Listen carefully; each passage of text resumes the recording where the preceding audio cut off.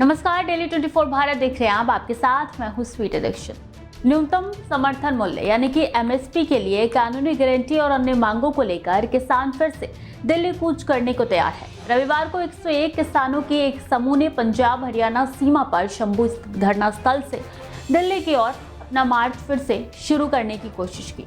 हालांकि हरियाणा पुलिस ने उनके मार्च को कुछ मीटर की दूरी पर ही रोक दिया। इस दौरान किसानों और पुलिस के बीच झड़पें हुई।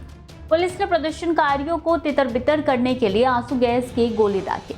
हरियाणा पुलिस ने किसानों से अपने विरोध प्रदर्शन को आगे बढ़ाने के लिए जरूरी परमिशन दिखाने को कहा। इस बात को लेकर शंभू बॉर्डर पर किसानों और प्रदर्शनकारियों के साथ काफी बहस हुई। एक प्रदर्शनकारी किसान ने कहा कि पुलिस पहचान पत्र मांग रही है, लेकिन उन्हें ये गारंटी देनी चाहिए कि वो हमें दिल्ली जाने देंगी। उनका कहना है कि दिल्ली जाने की अनुमति नहीं है, फिर हम पहचान पत्र क्यों दें? अगर वो हमें दिल्ली जाने देंगे तो हम अपने पहचान पत्र दे देंगे। इस बीच पुलिस ने दावा किया है कि किसान 101 किसानों के नियोजित समूह के रूप में नहीं, बल्कि एक भीड़ के रूप में आगे बढ़ रहे थे। उन्होंने कहा है कि पहचान सत्यापन के बाद ही किसानों को आगे बढ़ने दिया जाएगा। पुलिस ने कहा है कि हम पहले उनकी पहचान सत्यापित करेंगे और फिर उन्हें आगे जाने देंगे।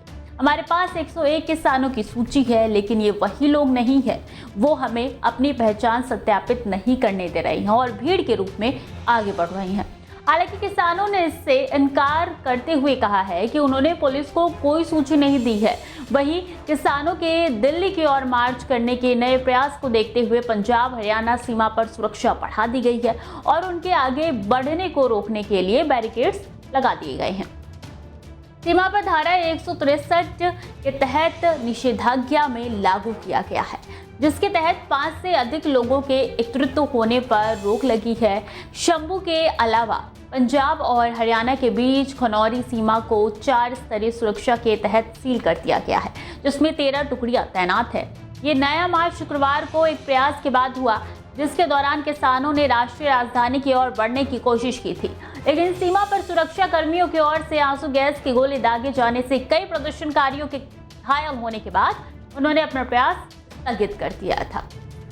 किसान नेता सरवंत सिंह पंधेर ने कहा है कि एमएसपी के लिए कानूनी गारंटी सहित किसानों की चिंताओं और मांगों के बारे में केंद्र से बातचीत के लिए कोई मैसेज नहीं मिला और केंद्र ने किसानों मजदूरों से बात ना करने का मन बना लिया है। वो हमें रोकने के लिए बल प्रयोग कर रहे हैं।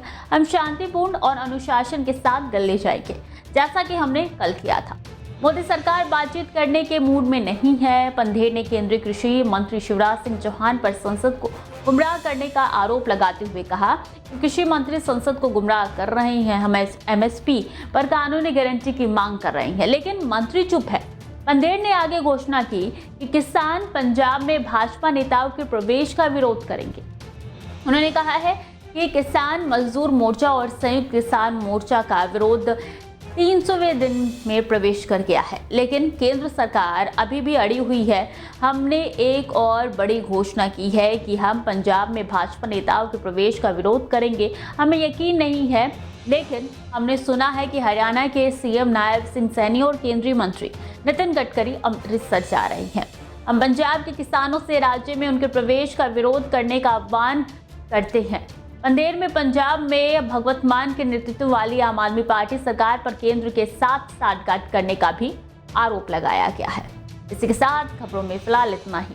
देखते रहिए डेली 24 भारत।